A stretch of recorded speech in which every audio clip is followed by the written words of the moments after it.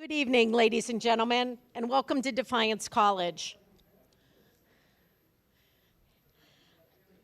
I'm Dr. Agnes Caldwell, the Executive Vice President and Dean of the college, and it's my pleasure to welcome you to this evening's annual Jan J. Younger Colloquium event, which is sponsored by several of the alumni of Dr. Younger, former students of his, as well as Gary Reed.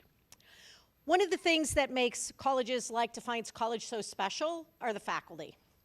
We profoundly shape and mold and support students in their years here, and then get the pleasure of watching all of the former students become alumni and wonderfully successful. And so it is in that spirit that former students of Dr. Younger's have honored him with creating this evening for him, and we will also hear from one of his students this evening, who is our keynote speaker. But before we begin, it is my pleasure to welcome our 19th president, Dr. Rich Ann Mankey, who will create and share with us some welcoming remarks. President Mankey. Thank you all for coming, and welcome to the 6th annual, right, Dr. Younger? Dr. Jan Younger Colloquium. I have a few comments. I wrote some things down because I don't want to forget. First of all, our thanks to Reverend Gary Reed for providing an endowment, and then many of you in this room have contributed to that endowment to allow this event to happen. Thank you. There are some folks in the room, and many students, which I'm really happy to see, some folks in the room that I want to make sure that we introduce. First of all, we have some trustees and spouses. I just said to the three of them, they're overachievers because they're sitting in the front. So we have Dr. Robert Head, our board chair. He's a Defiance alum, and his wife Cheryl. We have Robert Mills, who flew in from Maryland, and we have our mayor, Mike McCann, who is also a trustee. So if you'd stand up and let us acknowledge you.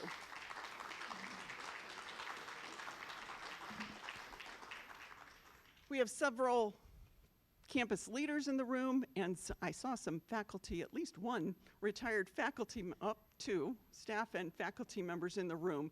So if our senior leaders, Dr. Caldwell, Bridget, and the faculty or emeriti and emeriti who are in the room, please stand and let us acknowledge you.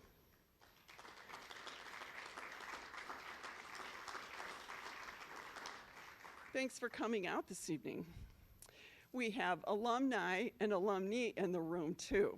So that's going to be a big stand-up, I think. But we'd like to see who you are and acknowledge you, and thank you for coming back, some of you a long way. Please.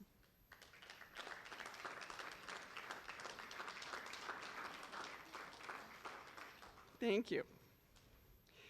And I'd like to thank Dr. Younger. You pick great topics and speakers each year. I've learned so much because you pick people who don't just give us their version of it, but they give us a version that we who aren't in their discipline or their field of work can understand. And I just have really appreciated all the speakers over the years.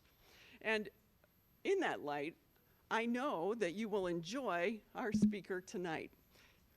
I've had two very delightful conversations with Joe Matthews about athletics, but also about many topics, including a lifetime of career and not really understanding why we are the age that we are. Is that right? So it is now my pleasure. So we're looking forward, Joe, to your insights. We don't know what he's going to say about student athletics, so it will be intriguing to hear what your interviews and your research have shown, and that we will learn tonight.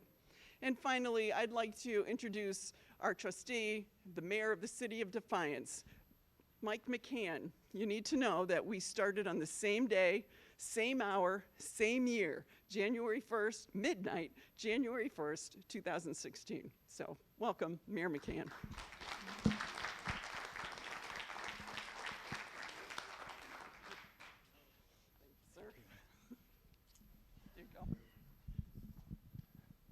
Thank you, President Mankey. I'm thinking, gosh, do I want to get these notes out or not? Just wing it. If my wife was here and she's being a soccer grandma tonight, she'd probably say, oh, just wing it, honey. But I'm not going. There's a couple things in here I just want to mention, but for the second time I've been up on this stage here recently, and I'm disappointed because I was hoping for a standing ovation. Because I get the credit for paving all these streets around the college. All right, see, either.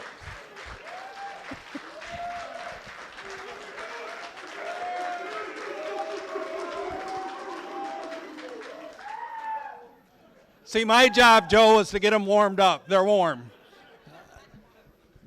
But it's just a pleasure to welcome you here this evening. I, too, look forward to this.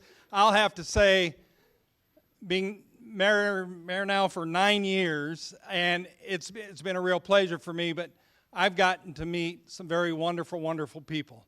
And I knew who Jan Younger was before I became mayor, but I've gotten to know him a little bit better, and he's a pretty cool guy. And a lot of the people here on the campus at Defiance College are pretty cool folks as well, and I just enjoy working with them.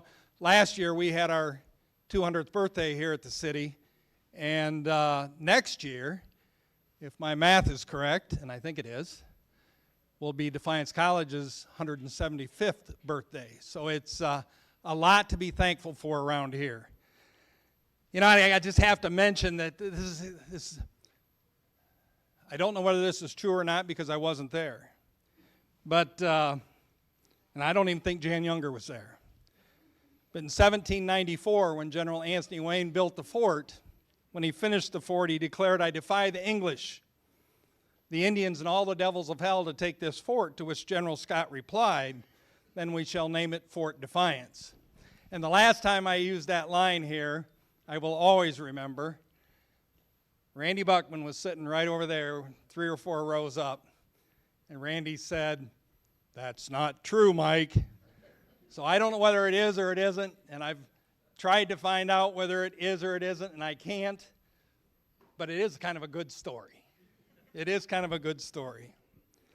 So a lot going on in the city of Defiance. We're proud of all that. Many more good things are coming. The next few months, I don't like to, at age 67, I don't like to speed things up too much, but there's so many good things in the pipeline, and that I'm going to be excited to tell you that we just can't get these next few months to go past quick enough. I'll leave you with one other thought, maybe appropriate with everything that's going on in our country right now. I often talk about the television show scandal and all that went on with election fraud that elected the 44th President Fitzgerald Grant III.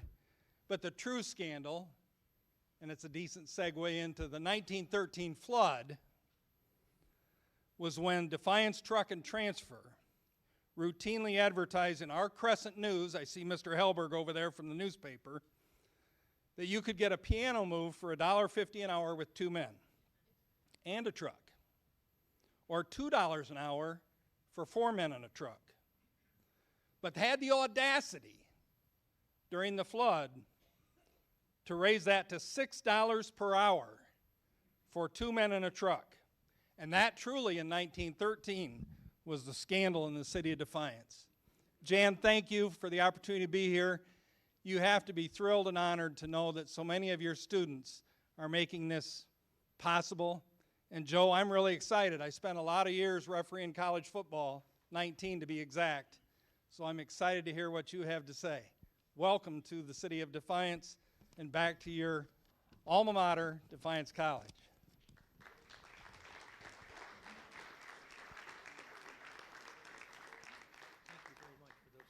You're welcome.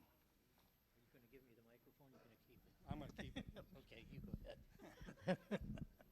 Got it.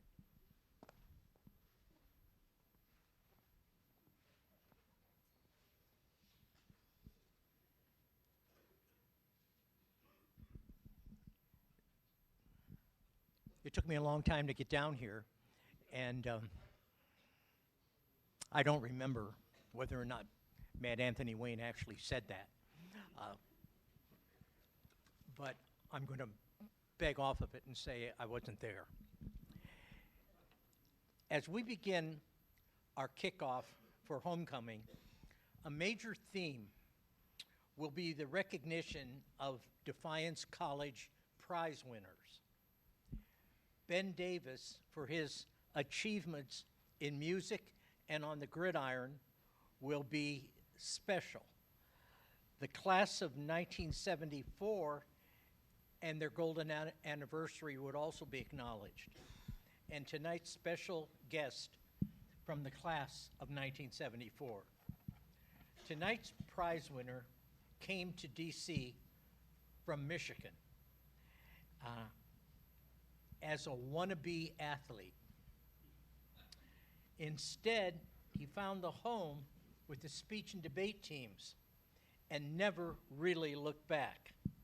He won a ton of awards as a collegiate speaker, including the preeminent prize, the national championship. He graduated and proceeded to the University of Miami in Coral Gables Law School. He graduated first in his class and then went on to become a very highly successful attorney, eventually being elected by his colleagues to being president of the International Academy of Trial Lawyers. Now, I'll go through most of that with you if you can't read, but I'm looking at the audience and I know you can, so it's all in the back of the program. So I'm going to stop. Now, it's no accident that I chose the term prize winner as my descriptor earlier in my introduction. Most of you know that the required reading for any residents in Northwestern Ohio is a book entitled The Prize Winners from Defiance, Ohio. Terry Ryan wrote it in 2001. Hollywood made it a movie in 2005. Terry's work is a work of a family story. Ryan complimented her mother by saying that she raised 10 kids on 25 words or less. Now, think about that for a minute, 25 words or less. I know we're all part and in the middle of a political campaign. The economy of language became paramount. I'm sure nobody can imagine the economy being 25 words or less. I watched the debate too. So, by the way, that kind of emphasis is really important. As one reads the text of Terry Ryan's prize winner, you can almost feel how her thoughts became her memories, how her memories became words, and then her words became inspirations for all the people that read it. You see, once upon a time, not long ago, we had a speaker who refused to call the speech team a speech team. He loved his teammates so much that he called them a family of choice. He went on and laid down the initial grant for this colloquium. Tonight, you are about to hear from a prize winner of our family of choice. His name, Joe Matthews. Thank you.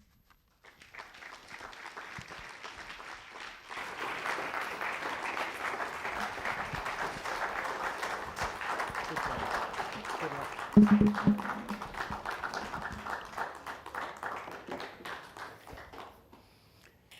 Thank you.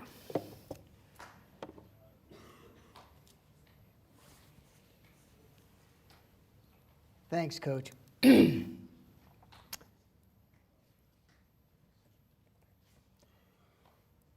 Mayor McCann, Dr. Head, I saw you here, President Mankey, Dean Caldwell, faculty, alums, students, thank you for coming, and guests. Thanks, Coach. Listening to Dr. Younger say nice things about me is not easy for me to process. Like every great teacher, he knows how to motivate students, and he knows that not everyone responds to criticism and praise in the same way. He knew I could handle criticism and that I'm a little bit uncomfortable receiving praise. So for over 50 years, he delivered plenty of criticism with an impish humor And tonight I appreciate the praise. Thank you very much. 50 years. 55 years ago, at homecoming in 1969, the Defiance College football team defeated Manchester College 36-6. Repeat it, please.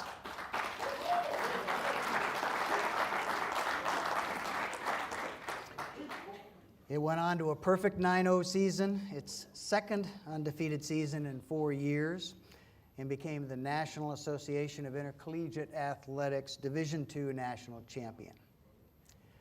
I was not a member of that team. I was a senior in high school in the fall of 1969, and I did want to play college football and baseball. But Defiance College was not on my radar screen. It was, however, a bright green flashing light on my father's radar screen. So I became a member of the largest freshman class in Defiance College history and arrived here in August of 1970 for summer football practice. My college football career ended that fall, and my baseball career ended the next spring. I was a student athlete for less than 1 year. But in the remaining years, the 3 years that I was here at Defiance College, I met my future wife of now 50 years, and I obtained the foundation for what has been a wonderful professional life as a trial lawyer and now as an international arbitrator and mediator. Which is why tonight I'm going to talk about the importance of small colleges in the United States as very special places where young adults can face the reality that some dreams, like in my case, sports stardom, are just not going to pan out, and then discover that there is an infinite number of dreams worth pursuing in every lifetime. And a liberal arts education prepares one for pursuing those dreams. As we all know, Defiance is facing some enormous challenges right now.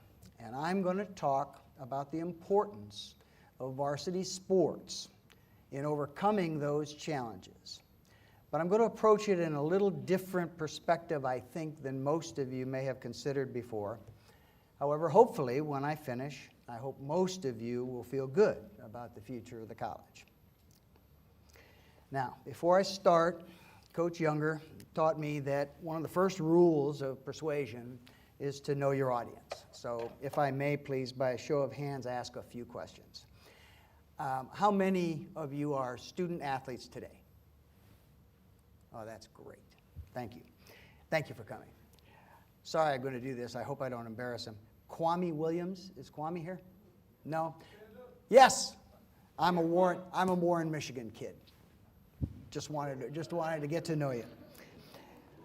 How many teachers do we have? Do we have a handful of teachers, current and past? Great. Thank you. How many alums do we have? Oh, that's wonderful. Thank you very much. And forgive me, I love this term. How many townies? And I realize you can be both or multiple. Thank you very much for coming. One last question that's key to what I'm going to say going forward. How many of you know where the phrase student athlete came from? Yeah, I didn't think so. One knows because I shared it. I'm going to process this information a little bit as I outline my speech tonight. I used to be able 20 years ago to do this without notes. I need notes now, so forgive me. First, I'm going to explore the relationship between small colleges and sports. It is a very different relationship than the one between National Collegiate Athletic Association Division I universities and their sports. I believe the NCAA has lost its way. Still, I agree with those who argue that sports are essential to small college, tuition-based colleges like Defiance. Next, I'm going to share some Defiance College history from the perspective of an alum who graduated 50 years ago, and I know some of my fellow alums are here as well. I think there are some lessons that might be learned from the past. They might both help and also make us feel better about the prospects for the success and the challenges that you're facing today. And then finally, I'm going to suggest a single overriding focus, a core mission that needs to be the part of every decision going forward. And I believe it will help the college overcome its current challenges and thrive, as it has overcome similar challenges in the past and thrived for alums like me. So first, let's look at that link between small colleges and sports. I've traveled the world. I've worked and taught in dozens of countries on 4 continents. And in no other country in the world are sports such an integral part of a college and university level education. There were a little less than 1,500 colleges and universities in 2023 reported in the U.S. News and World Report. The average college and university sponsors about 20 sports programs.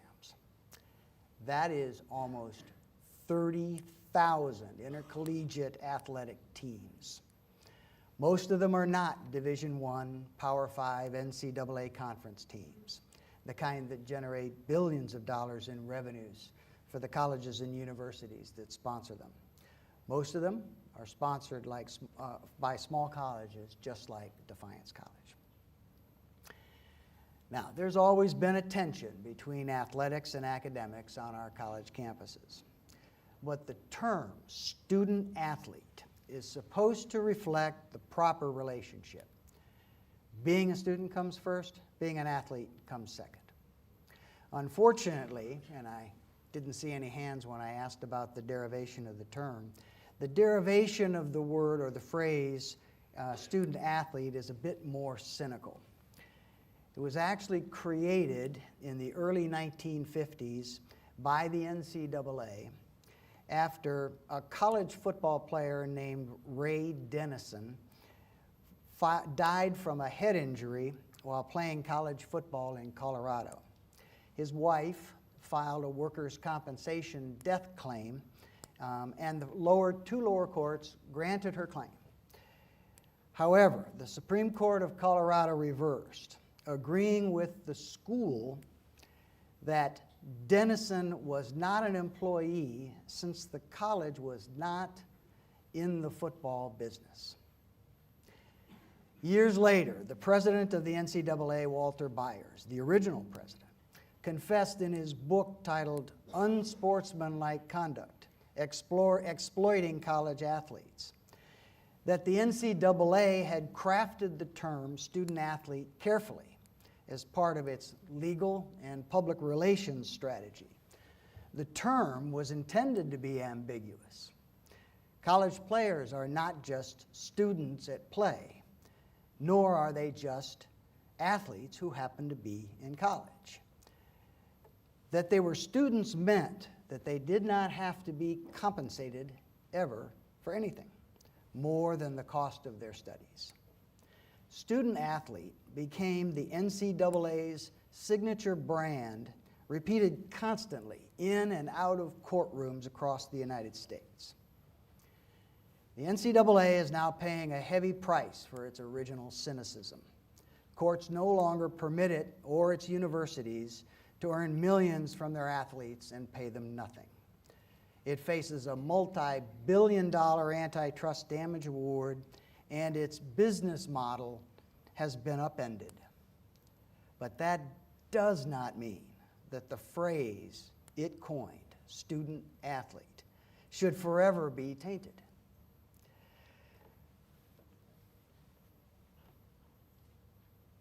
During my lifetime, which began just about the same time that the NCAA coined that phrase, student athletes and small colleges across this country have exemplified the better meaning of that term, student athlete, over and over and over again.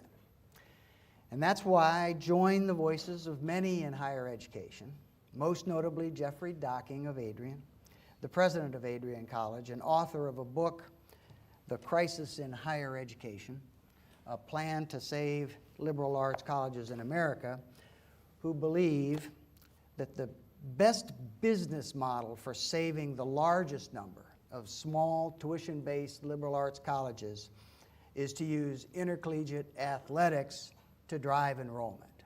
Now, I know from my conversations with President Mankey and Chair Head that they are well aware of President Docking's model. In fact, it was Athletic Director Selhorst who gave me my copy that I have read cover to cover several times. But there is one aspect of Docking's plan to save small liberal arts colleges with which I disagree. Perhaps it's because he authored it more than a decade ago, but one of his assertions is that small liberal arts colleges are competing primarily with public universities to attract student athletes. I disagree. In my view, Defiance College must see itself as being in competition with every other college and university, and most directly, those in Northwest Ohio, Indiana, Northeast Indiana, and Southern Michigan, to recruit, enroll, and retain students and student athletes. And statistics, as most of you probably know, reveal that for at least the next 2 or 3 years, the pool of graduating high school seniors from Ohio public schools will be about 25% smaller than last year.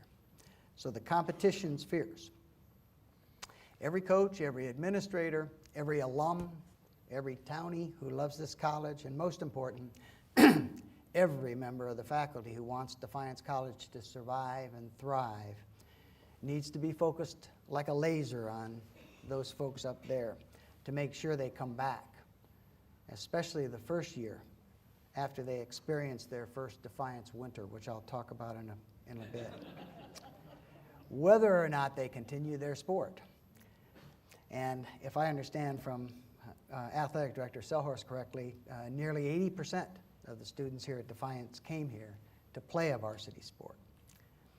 Now, I think we all know sports, particularly team sports, give young men and women opportunities to discover the value of hard work, practice, and perseverance in overcoming adversity. Sports teach us that failure and success are opposite sides of the same coin, that failure is grossly misunderstood, and that its value is almost universally underestimated. And there are no better places on earth than small college campuses for young men and women to make their first major life transitions, often moving beyond sports to find their future dreams. In 2018, a national survey estimated that there were about 8 million high school-age students playing some type of sport. There are a little more than 500,000 playing NCAA-sponsored sports and nearly 100,000 playing NAIA varsity sports. About 40% of those college student athletes choose to pursue athletics even without the financial incentive of an athletic scholarship. And about 80% of those students qualify for and receive non-athletic scholarships. That's about 200,000 high school seniors a year. I know that one of the principal reasons Defiance returned to the NAIA was to offer athletic scholarships. I know it's already helped the immediate challenge of freshman enrollment, and I applaud the decision wholeheartedly.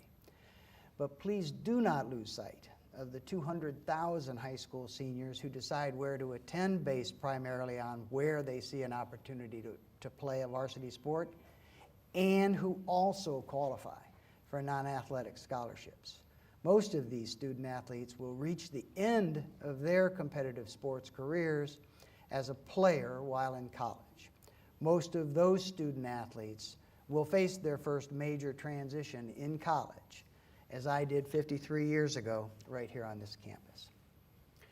This brings me to the second part of my talk this evening.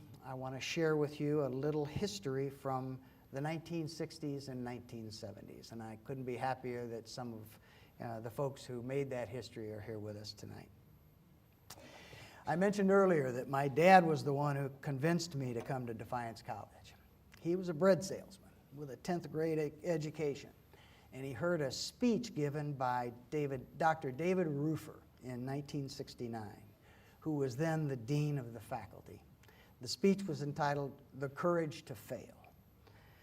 When I started doing my research for this speech, I was able to contact Dr. Roofer for the first time since 1972. We saw each other right here in this auditorium. We actually were involved in a debate in 1972. It was a joy to talk with him after all these years.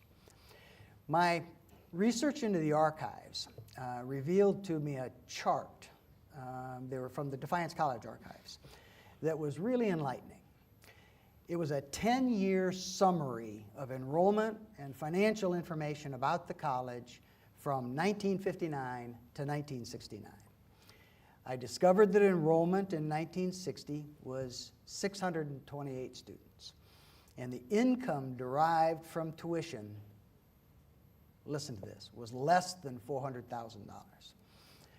Both enrollment and tuition income grew steadily until 1969, which was just the year of the chart, that the chart ended, when enrollment reached 1,111 students and tuition income grew to $1,730,000. Just so you know, enrollment peaked in 1972 at 1,136 students. Now, that decade, the 60s, was a decade of growing enrollment everywhere, supercharged by the Vietnam War, when my generation of graduating high school seniors were highly motivated to attend college and delay the draft. But what the chart didn't reveal is the fact that Defiance College had lost its accreditation with the North Central Association of Colleges and Schools in the 1950s. As described by Professor Randy Buckman, who we all knew and loved, in a short history of Defiance College for this Cradles of Conscience book. He said, quote, "Then Defiance College President Kevin McCann's challenge was to establish financial stability, 2, reaccreditation by North Central, and 3, a remaking of the physical plant." Sound familiar? I've been told that the opening paragraph of the application for reaccreditation, President McCann referenced a quotation most often attributed to former President James Garfield. Garfield, who had been a student of Mark Hopkins at Williams College, reportedly said, quote, "The ideal college is Mark Hopkins on one end of a log and a student on the other." I've loved that quotation for years. Superb teaching, not just in the classroom but beyond, is and always will be the most important part of a small college liberal arts education. The kind of college that continues, even today, to offer first-generation college students the path to a brighter life than their parents had, while some elite schools have really come to reinforce the inequality that favors children of the wealthy and powerful through legacy admissions policies. But Defiance College was not still without serious challenges, even with a decade of enrollment growth and tuition growth. In 1967, I learned that Defiance, I knew this, implemented a 414 academic calendar. Basically, you academics in here know what it is. It's a regular semester in the fall, a regular semester in the spring, and a one term or 1 year, one semester or one credit term in winter. It's basically to give students a chance to explore new subjects, gain practical experience, or delve deeper into a particular area of interest. At the time, Dr. Roofer told me, I understand, and so did Dr. Younger, that the 414 calendar was a pretty radical new idea. It's now in a lot of different colleges. In 1970, This college undertook a study to examine some of the core shortcomings in adoption of the 414 calendar. The college archives contain a series of articles that were written by Dr. Rufer and published in the Defiance College Defender. The articles are worth reading to put the current challenges into context. Remember, I told you that Dean Rufer's speech about the courage to fail was what impressed my dad so much. The first Defender article that Dr. Rufer wrote about describing this report that had been just finished started as follows, quote, "Professionals in higher education have a whole set of terminology they use to talk with each other. One such term is climate of learning. For some time now, this is 1970, faculty, students, and administrators have been concerned with the climate of learning on this campus. That concern grew out of the fact that numerous changes have occurred at DC over the past several years. This resulted from the nature of the changes we had made. Anytime one makes a change, he runs the risk of failure at some point. In deciding to adopt changes, we decided to take the calculated risk of this failure. There it is, the courage to fail. The 414 academic calendar put enormous pressure on the faculty to develop new independent approaches with students. Dr. Rufer explained to me that as many as 25% were just not really able to do it. So when the independent reviewer observed the results in 1970, he had the following assessment of the failures. Quote, "The visitation team found evidence that the faculty is not really capable of the flexible and adaptable approach to college teaching, which the 414 curriculum of the college promulgates." This is hard. Quote, "The college does not, in fact, place a premium on good teaching." Ouch.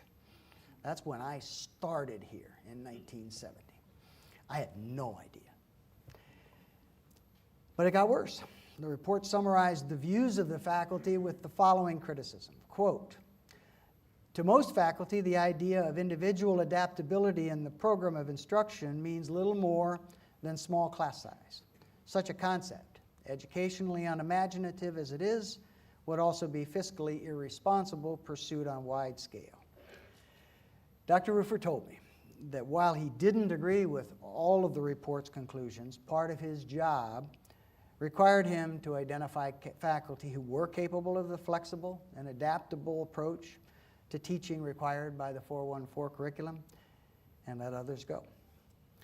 Those who remained were, for the most part, fully committed to developing the type of one-on-one relationships with students that were essential to the 414 calendar. This brings me to the final section of my address, which is pretty hopeful, I hope. In my view, the core mission of the college needs to embrace that model of one teacher and one student on a log. For many of us at Defiance College, Defiance College graduates in the late 1960s and early 1970s, the teacher at the other end of that log, described by President Garfield, was Professor Jan Younger. Some of us, like me, came to play a sport and were attracted to Coach Younger like the Pied Piper when our college sports careers ended. Others were attracted out of high school speech and debate programs. But for all of us, our years on the log with Coach Younger propelled our future successes. And we call him Coach because Younger developed his speech and debate program to be as competitive as any athletic program. Gary Reed, who you've heard about, was one of our former teammates in what we Younger speech team members now like to call our family of choice. When he created and funded this colloquium, he wanted to make sure the college community and the local Defiance community would appreciate what we in our speech team family of choice all knew, how important Jan Younger and his incredible wife Judy have been to the college, the community, and most importantly to us alums whose lives were changed by him. Gary also wanted this colloquium to be dedicated to promoting education through research. As the coach noted, Gary died far too young. But I think in the long run, he would be pleased that this colloquium has moved to homecoming weekend. And he's probably up there now, enjoying the fact that responsibility for this speech fell on my shoulders on the 50th year after my graduation. I spent hundreds of hours researching for this and talking with other alums and faculty members, retired and present from Defiance College. From those many discussions, I want to share just a few stories about relationships between DC alums and teachers from my era, and then talk about some folks I met on the current faculty. One of the first alums that I spoke with was the man whose number is being retired this homecoming weekend, Ben Davis. I had, of course, known about Ben, though we had never met. He graduated several years before I arrived here. But I asked him whether there was one member of the faculty who had been particularly important to his time here at Defiance. Not at all surprising. I heard him, he told me that Coach Kirk Mee, who I'm glad to see is here tonight, was that mentor to him. But his explanation was kind of interesting.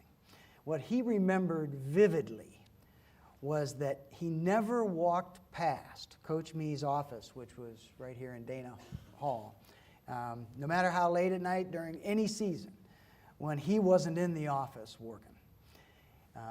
Ben Davis spent a lot of hours with Coach Kirk Mee sitting on that log here at Defiance College.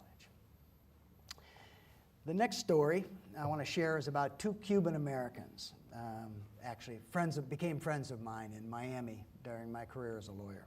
Jose and Eduardo Arellano were cousins who came to Defiance College in 1964. They were born in Cuba, and their family's assets had been confiscated by Fidel Castro, and they were thrown in jail. Jose chose Defiance and came here to play linebacker for Coach Mee. He was on the undefeated team with Ben Davis, and he was named a little All-American. Eduardo, his cousin, won the Pilgrim Medal.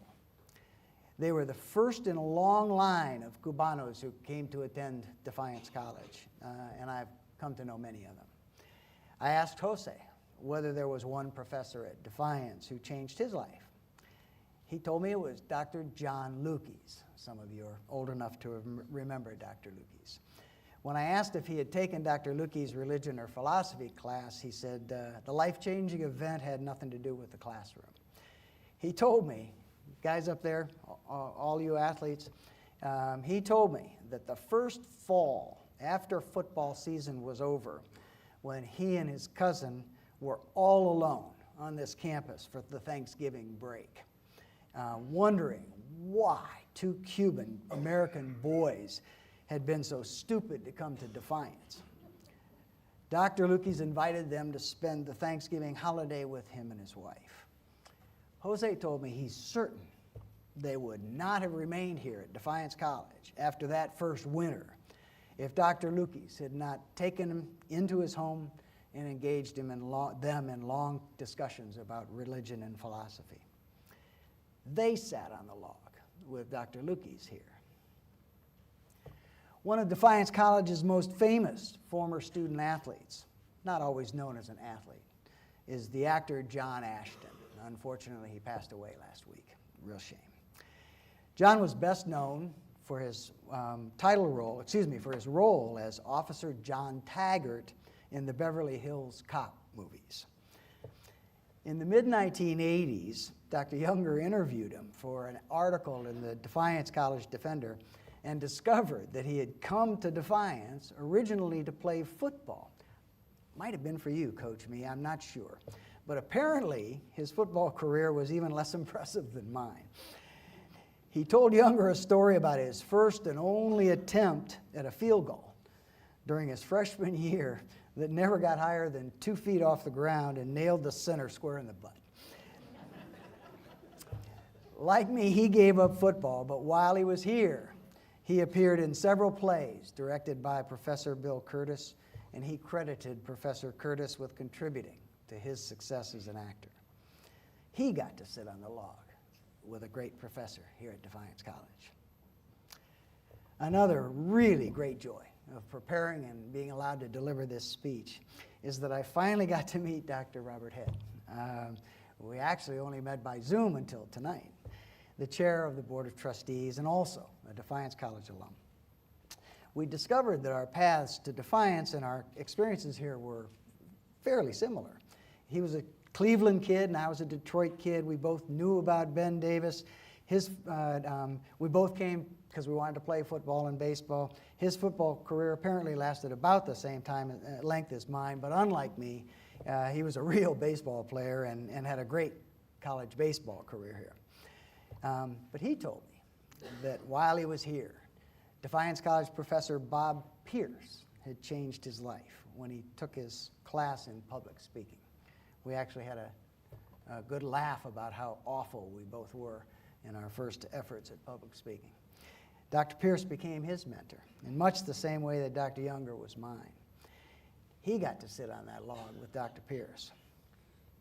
Maybe my favorite D.C. alum story, other than my own, is the one Judge Jeffrey Wellbaum has shared many times, and the judge is here.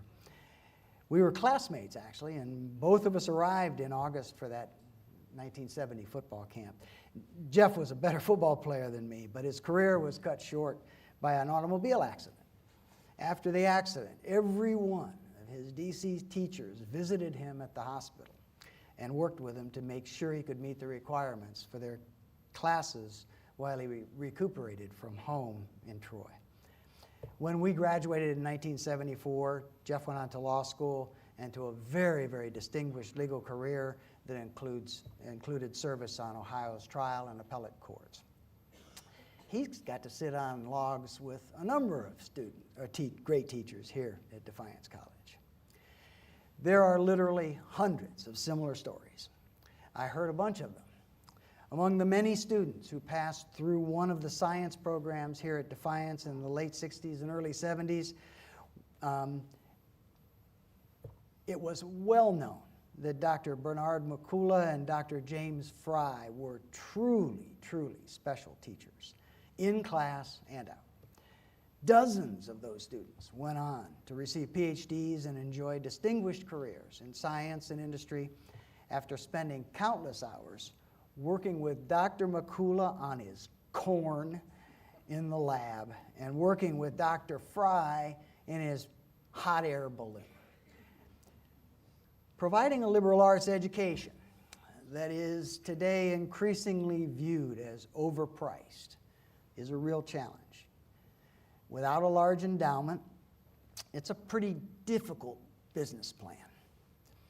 Any tuition-based college that loses sight of the need to provide every student athlete and every student with an opportunity to sit on the end of the proverbial log from a great teacher is likely going to lose out in the competition to recruit and retain students in this endangered educational model. I'm happy to report that the spark continues to exist here in Defiance College on its faculty. I recently spoke with several faculty who are doing wonderful work. I only have time to share two, but they're very different stories. DC professor Dr. Molly Sorrell, using federal Title III grant funds, is entering the last year of a 5-year study of the Upper Maumee River watershed. 15 to 20 DC students each summer have participated in the Defiance Research Alliance, conducting research that addresses the challenges facing Lake Erie and the Great Lakes region. Some of those students have made presentations to the Ohio Academy of Science and, of course, to the McMaster School for Advancing Humanity here at the college. The other one I want to speak about is a bit more whimsical. I don't know if he's here. When I came back to campus in early September to continue my research for this address, I asked and met the new esports head coach, Avery Meisty. I'm not going to pretend that I understand esports. My son, my son-in-law, Avery, all have tried to explain it to me, and all I did was experience flashbacks to pinball machines in the basement of Sisson Hall before the fire. But even though I don't fully understand how it all works, everything inside me says that what they're doing out there in the basement of the library may well be vital to the college's future and to the future of all those students and student athletes involved. Our daughter graduated from college about 20 years ago. Some of her friends were receiving degrees in what they called supply chain management. No idea what that meant. Of course, now, after the pandemic, we all know what it meant. When jobs in the coming decades don't even exist today, how do we know what new skills and knowledge might be valuable or even essential? What we do know is that success in the future will require commitment to a lifetime of learning that is the hallmark of a liberal arts education. So, what is my message for students, administration, and faculty at Defiance College facing those challenges today? First, guys, thanks for coming. Ladies, students, my advice to you is search out those teachers who go the extra mile. Find reasons to remain in Defiance during the long, cold winter. Don't just surf the NCAA transfer portal. If two young Cuban Americans can survive the Defiance fall and winter in 1964, you really don't want to give up on this place too quickly.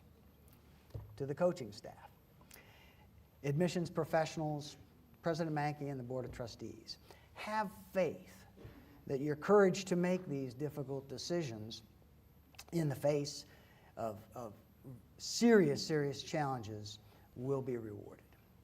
Reducing the total cost to students in the face of a massive budget shortfall took courage. Returning to the NAIA, where I think it belongs, this school belongs, took courage.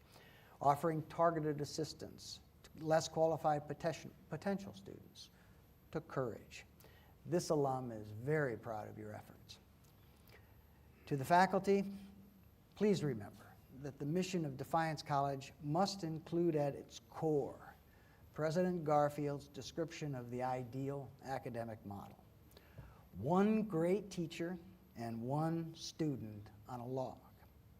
It's the only way to compete with well-endowed, elite liberal arts colleges. This model puts burdens on students and teachers alike, but its rewards truly last a lifetime. Like Dr. Younger, teachers need to be Pied Pipers. It isn't enough to offer enlightenment. Teachers need to attract students to that light. In 1972, that meant being in the office in Defiance Hall over there while members of the speech team consumed pizza and listened to upper class members and alums so that a former and displaying trophies, so that a former jock like me could see there was still an opportunity to compete. And this former student athlete, had to accept the challenge. There were no passes. There were painful failures in academic competitions. But they focused the effort that later led to success. And when that happens, it's a thing of beauty. The son of a bread salesman, a former student athlete whose physical abilities were quite limited, transitioned to something that opened a future with unlimited possibilities. At the peak of my legal career, I was given the honor to serve as an arbitrator in the Peace Palace at The Hague, nominated by the government of the Republic of South Africa in a case that challenged that country's affirmative action laws that were crucial to the peaceful transition from apartheid to democratic rule. I was privileged to play a small role in that country's history. That would not have happened without law school, and there would have been no law school for me without Jan Younger. I know that because the dean of my law school told me that. I was not admitted until after they learned that I had won the national championship in persuasive speaking. And to this day, I can tell you that very few people who look at my resume are very impressed by my success in law school. But many are impressed by my national championship in persuasive speaking, and I still consider that trophy. This trophy